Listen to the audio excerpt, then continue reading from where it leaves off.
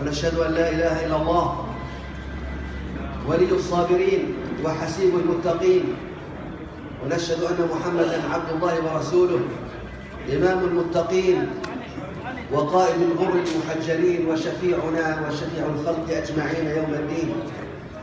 وبعد، أيها الإخوة في الله، أيها الأحبة، يا أبناء هذا الشعب المرابط وهذه الأمة المجيدة،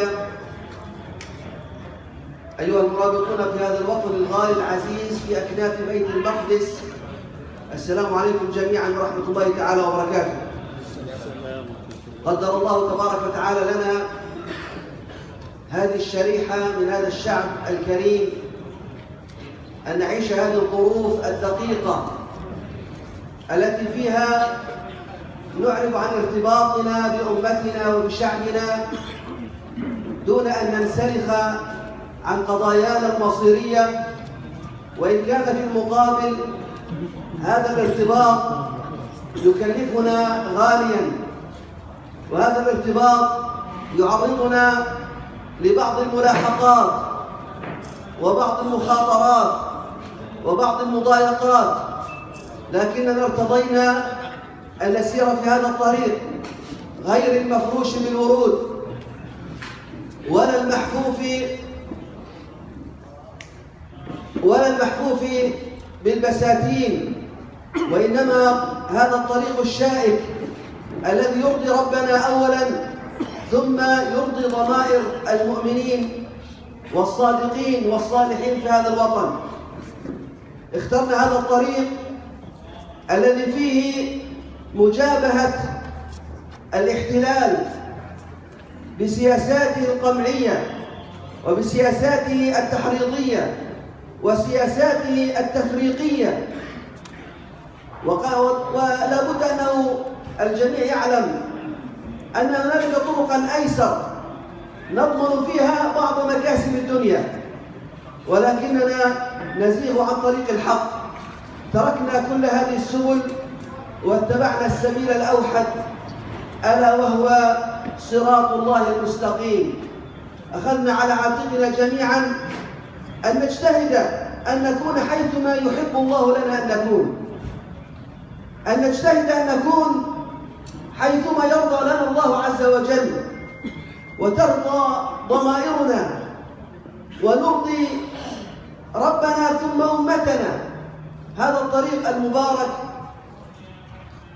فيه للقدس وللأقصى النصيب الأكبر، فيه للرباط في المسجد الأقصى المبارك الحظ الأوفر، فيه لراحة شعبنا ولخدمة أبناء شعبنا ما نعتبره عين كرامتنا أن نكون خداما لهذا الشعب.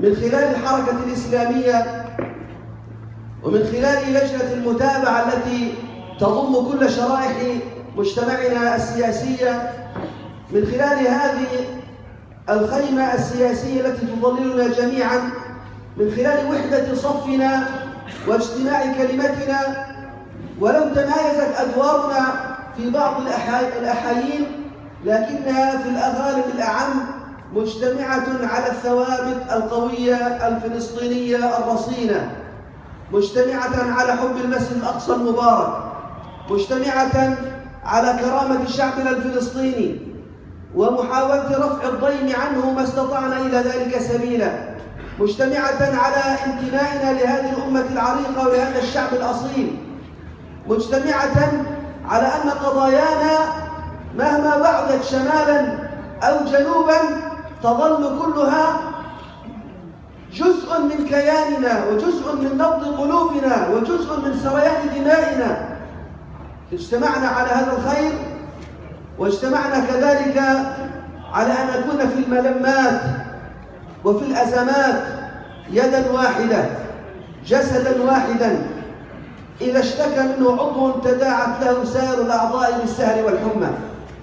ولذلك أيها الإخوة، عندما أراد الاحتلال والسلطات الإسرائيلية الغاشمة أن تنفرد ببعض من هذا الكل، بجزء من هذا الجسد،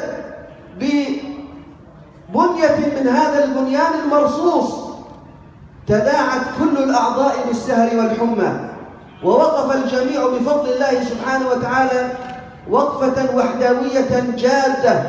نقول لهذه السلطات الإسرائيلية أنكم باعتدائكم على الحركة الإسلامية بقرار حظر الحركة الإسلامية وبعدوانكم على مؤسسات الحركة الإسلامية أنتم تعتدون على كل المجتمع العربي في الداخل.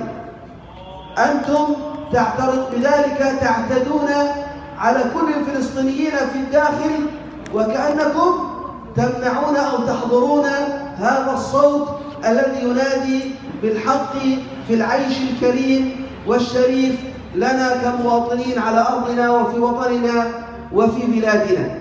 ولذلك جئناكم اليوم وهذه الليلة المباركة بعد وقفة احتجاجية رفعنا فيها الشعارات على مدخل قرية كفر قرع، أعربنا فيها عن رسالتنا، رسالة التضامن مع أنفسنا، مع شعبنا، مع كياننا، مع تاريخنا، مع حاضرنا، مع مستقبلنا، مع حضارتنا من خلال هذه الوقفة.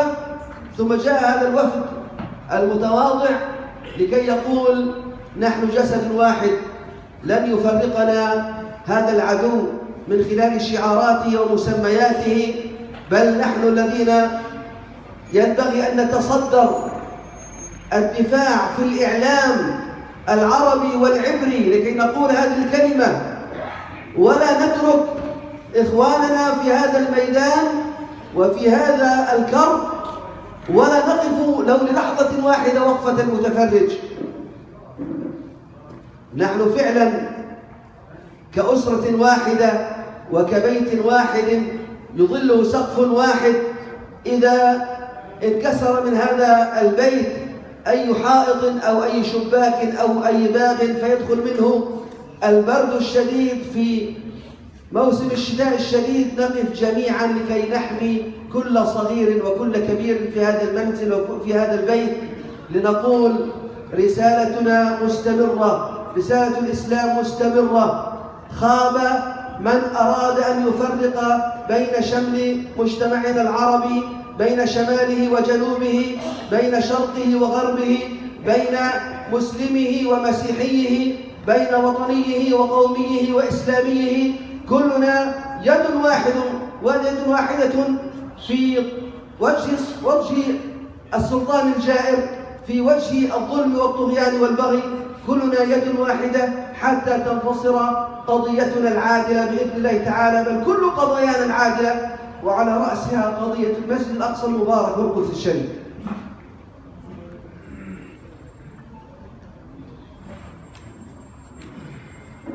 أيها الإخوة الأعزاء، ليس لنا خيار آخر. هذا الوطن له ضريبة انتماء غالية. انتماؤنا لهذا الوطن هو كرم وتكريم وتشريف من الله تبارك وتعالى، لكنه يكلفنا أيضا ويحمل في طياته تكليفا وتكليفات بأن نكون حربة نيابة عن الأمة في مقدمة كل نضالات هذه الأمة.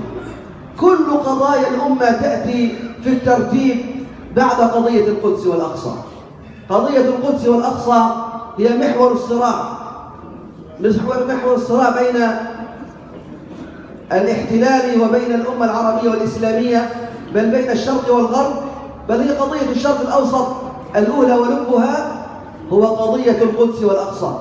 وعليه السلام.